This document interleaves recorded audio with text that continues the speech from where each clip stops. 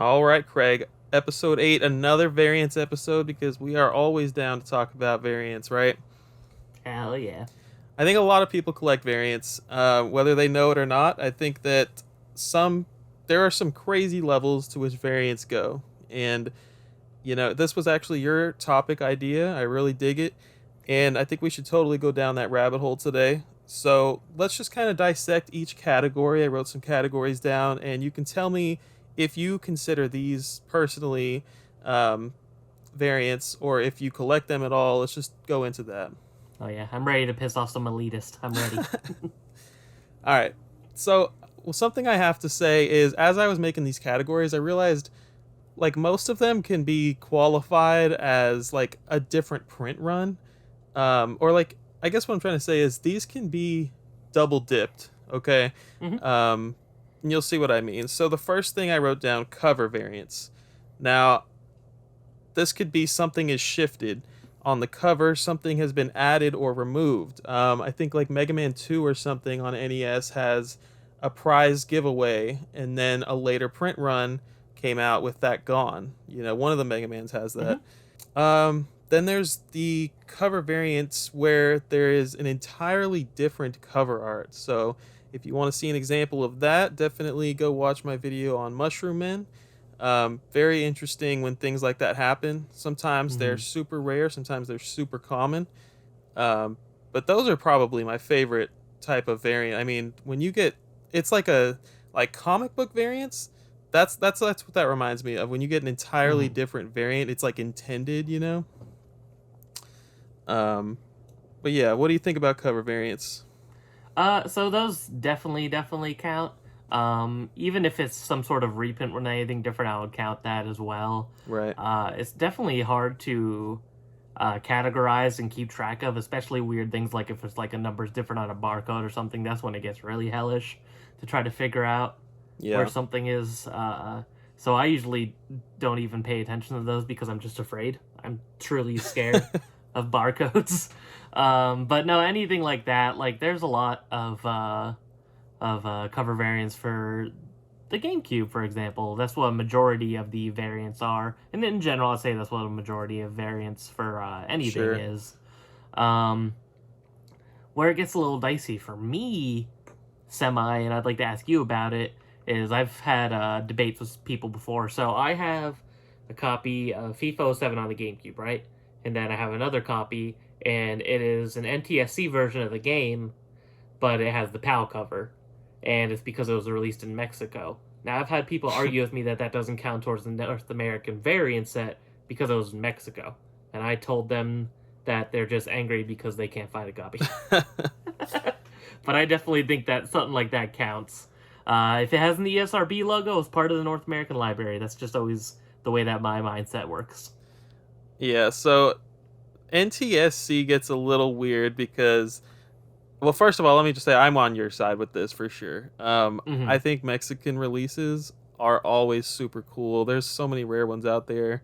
Yeah, But one for 3DS as well. oh yeah, um, I think that NTSC, right? So Brazil has NTSC as a region code, but it's technically, that's not North America at that point.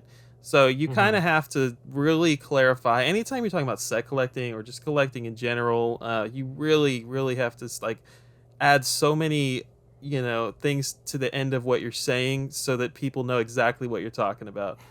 It's kind of annoying, but I know what you mean. Like North America, that definitely includes Mexico, and I would definitely include it as part of the variant set, like you're saying. Yeah, Mexico and Canada, I think are. I personally think that's not debatable because it's part of North America, just not the United States.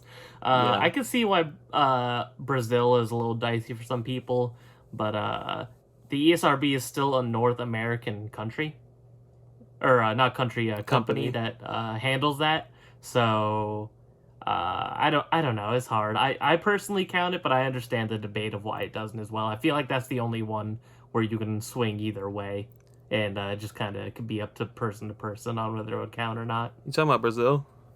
Yes. Brazil, I don't know if they do have ESRB. Um. I They do know have some. I can picture the rating, but I don't know if the rating is ESRB. You know, like they have the L for Yes. everybody. I don't know. Should have looked it up beforehand. So speaking of ESRB, this counts for sure as a cover variant as well. Kind of double dipping here, but on the Wii, somewhere around the 2006, 2007, 2008, there was ESRB changed their logo a little bit. So instead Hmm. of a white backdrop with black text, they reversed it. And I know Fire Emblem Path of Radiance has this, or is it Radiant Dawn? Sorry, Radiant Dawn has Radiant Dawn. this, and there's countless games on the Wii that are like that. And that's a whole nother variant right there. Um, the black background, I'm pretty sure, is the first print for anybody curious. Um, yeah, just to keep going, there's bonus items included. I put that as a category. You see this all the That's the freaking fun time. one. Yeah, those are a That's the fun blast. one. And a lot of times there's only one print where the bonus item is included. I'm thinking of several GBA games. There's like one that comes with a skateboard or like a tech deck. Yeah, Um, there's a ton for GameCube as well. and so there's plenty of those out there. Very fun to collect for. Back to print runs, I wrote down. I didn't even write down UPC. That's a very good one. The barcode, but there's also freaking the little tiniest numbers on the silver side of a disc. Like you can find out a lot of data about print runs. That's actually the only place you can find print run data in a lot of cases. Hmm. Um, and I know there's a thread on Video Game Sage. I really need to learn how to check that out because it does interest me. Um, Something that people, well, I'll save that one for later. But Hmm. um, yeah, anything you want to say about that? So for the are you talking about like how like there's like GameCube discs or like Game Boy Advance cartridges like the USA-1? Nope, Is that what that's a you're whole nother referring to? thing. Really? I had no idea that that was even a thing. Yeah, there is like some tiny, tiny code on your discs. Ooh, weird. I'm not sure about GameCube, but probably it's Hmm. definitely on Wii. But yeah, Interesting. USA and then USA-1, USA-2. So for those of you that don't know, um, I guess I don't think it's as common or happens at all these days, but um, for sure on NES and all the way through like Game Boy Advance, and I can even think of a DS game. There is your code ends with a dash USA if you're in the United States, and a lot of Canadian games as well. But um, that there's like an I forget, a suffix, is that what it is, that it adds the Yeah. -1 at the Hmm. end, and that means that something changed. I don't know what, but something changed. And a lot of times, so this code that I'm referencing will be on your manual, on your cartridge, and on the box. And what's really nuts about these variants is that you do not always have to have a USA-1 cartridge, manual, and box.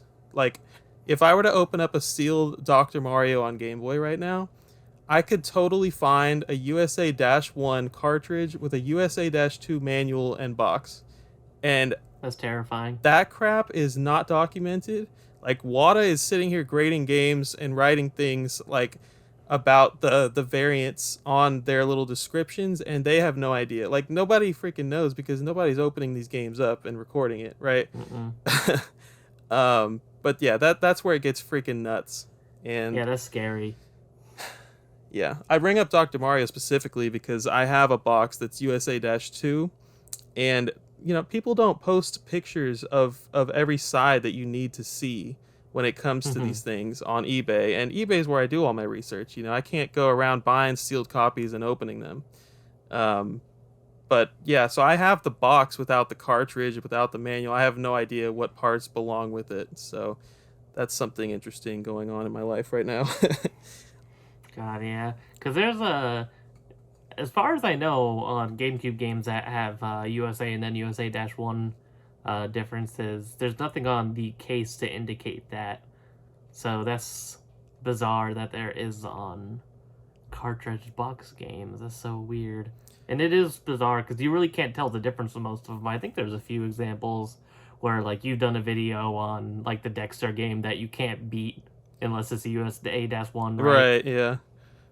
Yep. So that's scary. I don't like that. I'm learning things I didn't know that could increase my list of variants to collect. But bonus items you brought up, and that's my favorite part of all these. Yeah. Like when you have something cool, like something that comes with a DVD or a CD, or there's some stuff that has like they come with like little guidebooks in them, stuff like that. That's my favorite kind of variants to collect for. One of my favorite variants I have for the GameCube is the Bratz Forever Diamonds, and it comes with outfits. Comes with I think it's two, like it's a skirt, a purse, and a shirt for a Bratz doll. That's when But you know then you're a true collector. but then it gets even worse because then there's also variants of that variant. I've seen multiple different outfits come with this game. Yeah. So I'm like, do I count that as one variant? I'm like, do I not have all of them until I have all three outfits? Am I going out and buying Barbie clothes? I don't know. Variant with an exponent at the top. That's when it gets a little too deep. God, yeah. But that's my favorite stuff to collect for sure. And a lot of those variants are very not documented, and that can be hard to find. Sorry, I apologize if people don't like me talking about the GameCube so much. It's just what I'm most familiar with, of course. And like, there's some DVD bundle games that come with a specific sleeve for that DVD. Some of them just came in like a plain white CD sleeve with like a hole cut in the front so you can see what it is. So it's crazy because you hear about some of these and then you can't even find full pictures of what it's supposed to be. Yeah. Like there's a Mega Man Network transmission that comes with a bonus DVD, but the only copies that are in collectors' hands are sealed. But there is a new copy on eBay, and you can see that it's like a layer of paper over the back covering the DVD, sealed to the back of the game, so that way it still has its back guard, so you can check it when you go to buy it, right? Hate that But crap. because of that, nobody knows what the DVD looks like, or if it comes with a custom sleeve or what. So it's like, even if you wanted to like piecemeal it together, you couldn't do it because nobody knows what DVD it came with because nobody has an open one. That's hilarious. It's insane. I've been looking up Mega Man Network Transmission DVDs for years, and I found like 4 different DVDs of just episode 1 with like the same logo on the front of it. So I'm like, did those all come with it? Is there variants of the variant? Is this not even it? Oh my I can't gosh. figure it out, and it drives me nuts. I didn't know about that one. My Yeah, God, it's awful. yeah, that reminds me of our friend Tyler who has there's a Crash game on Game Boy Advance Mhm. and it comes with a DVD. It's a soundtrack CD. Yeah. Nothing on the box says anything about the CD being inside. And you know what? That'll bring us to another topic here. There could have been a sticker on the seal, but you know his copy is not sealed, and we haven't seen any sealed copies with anything saying, you know, audio soundtrack included inside. So, yeah, let's talk about something that you brought up a couple episodes ago. Sticker variants. We can have these on the package, or we can have them on the seal. And go So, ahead. I am definitely, I think, a minority in this camp, but if it's on the seal, I'd say it does not count. Yeah. Personally, for me, because then you get into the argument of, does any sticker count, like a specific retail sticker if something went on clearance or something, and then I think it just becomes too messy. So personally, if it's a sticker seal, I don't count. Like if I for example, I have my Cubic Robots for Everyone game, and that came with a DVD Blockbuster exclusive in like a specific sleeve for that DVD, but on the outer seal it said free bonus DVD. Since mine isn't sealed, it doesn't have that, but it has the DVD it came with, and that sticker was on the out part of the seal.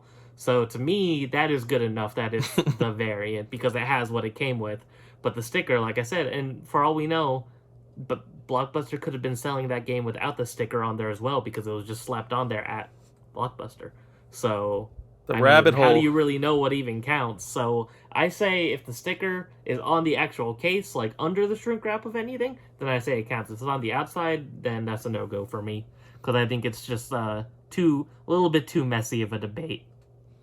I have always been under the opinion that, you know, like don't bring up freaking like pre-owned stickers and crap like you were talking about retail stickers. That's totally not included for me. But Mm-hmm. if if it's put like this is so like ridiculous, but if a factory put that sticker on when the game was Mm-hmm. being produced, that's when I care about it.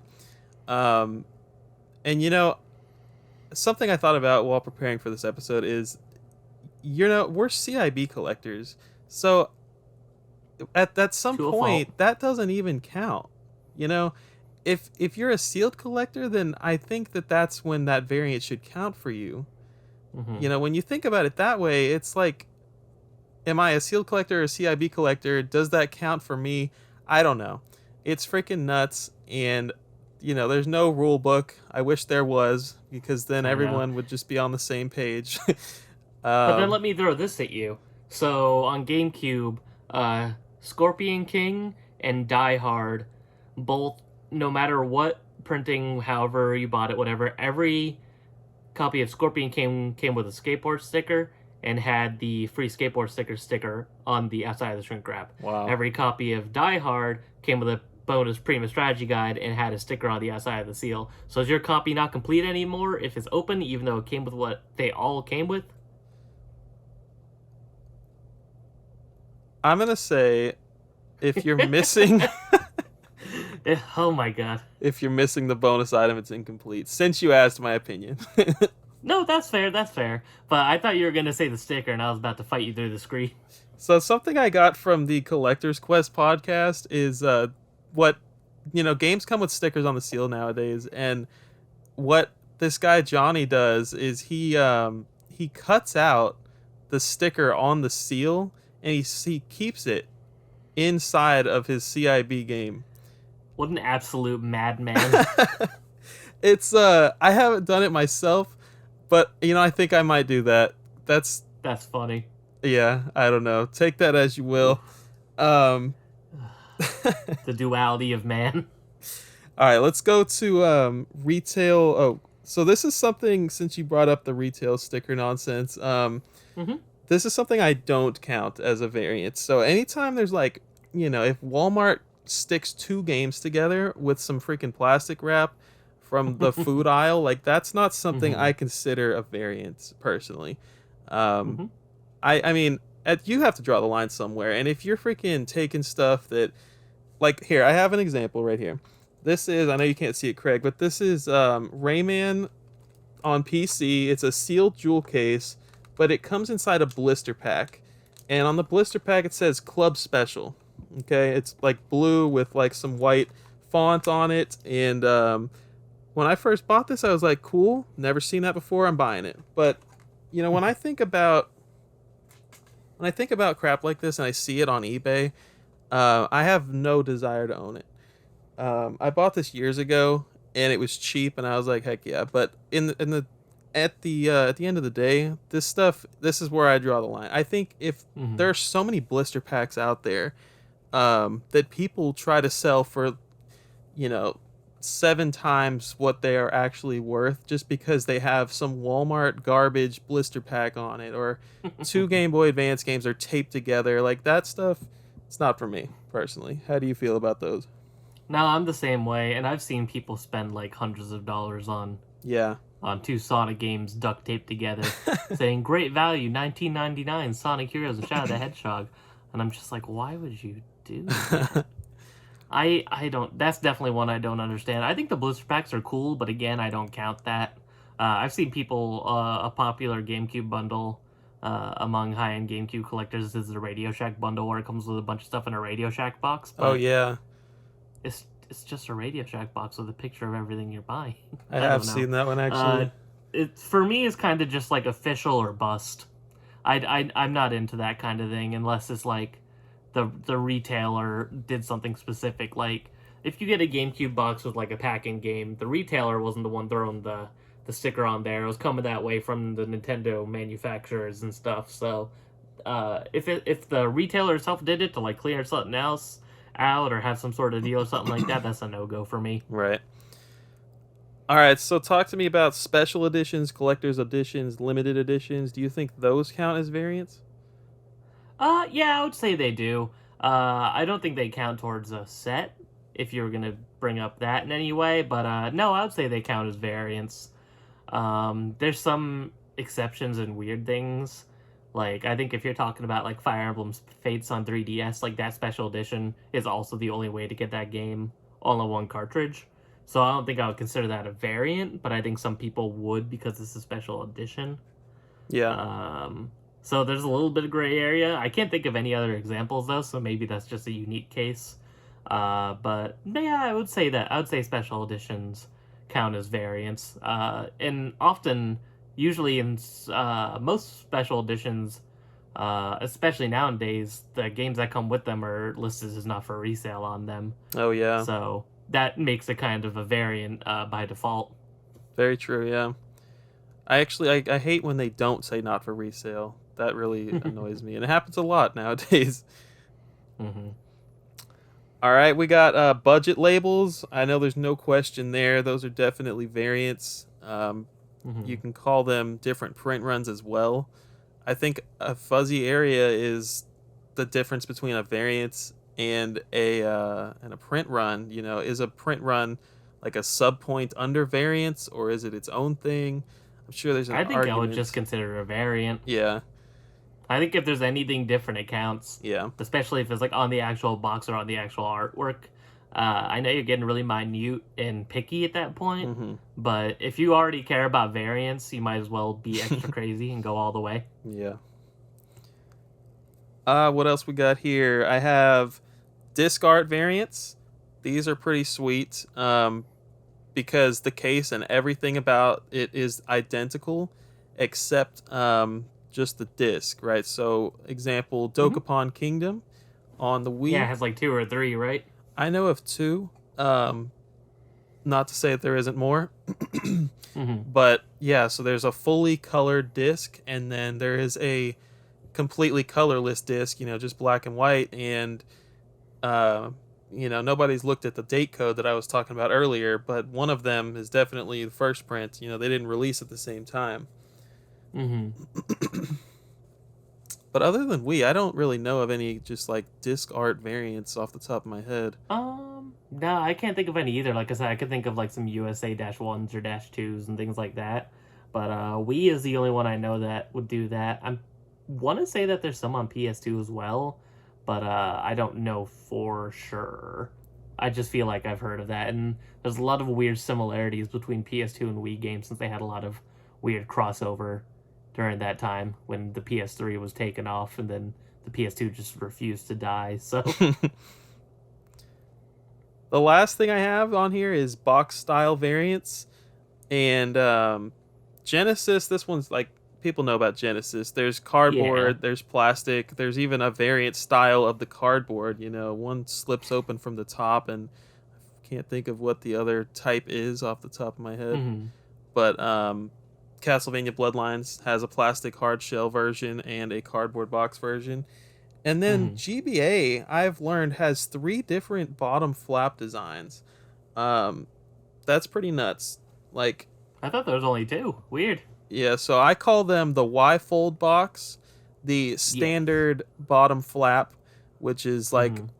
the top of every GBA box looks like that. It's the same on the bottom. And Hmm. then there is the scissor flap. my words for it, but it looks it's 2 isosceles triangles, and I think that one was short lived, like super short lived. There's not a lot that you'll find, but like Spyro, I think I've found I found there's like one Spyro game on GBA that has multiple of the same. I want to say it has all 3 different flap styles. Now, don't quote me on it. I don't remember off the top of my head, but like Yeah. that's the kind of crazy crap that is going on GBA. Do you know which flap came first by chance or no? I have it written down. I think that I don't want to get it wrong, but I think I have it written down. Yeah, okay. I'm just curious. I'm gonna look into that later now. Cool, cool. Ooh. Anything else you want to bring up? Uh, don't be like us. It's very difficult and very weirdly time consuming. Nah, it's really fun, especially if you find stuff with bonus items and stuff. That's always super fun. It's a whole different, almost a whole separate hobby. Like how we always say sealed collecting is different than regular collecting. it's almost like a whole different hobby because you have to do a lot of your own research. Yeah. And a lot of the stuff that you're trying to find the answers to, you're not going to find unless you figure it out on your own. So it could be fun in that way. It's kind of like an explorative part of game collecting that you wouldn't have to do otherwise. So if you have a favorite game, maybe go see if there's a bunch of different versions of it, and you might find something Yeah. cool that you didn't know existed. Yeah, I find it super interesting just to do the research. I'm not even fully about owning them all. Just documenting them and getting them out there, making a list on Video Game Sage, like that crap is interesting and enjoyable to me. Yeah. So if I'm that's with what you're you. into, get after it. We need all hands on deck for variant research. I know, the more people that help, the better, because there's some stuff that to this day you can't really prove or disprove because just nobody knows. eBay's your best friend for research out there, kids. That's episode 8. Thank you guys for watching another episode of Collective Perspective. Don't forget to join the Discord. It's totally free. It's not blocked off by a Patreon membership or anything like that. Just come hang out with us and yeah, come talk to us.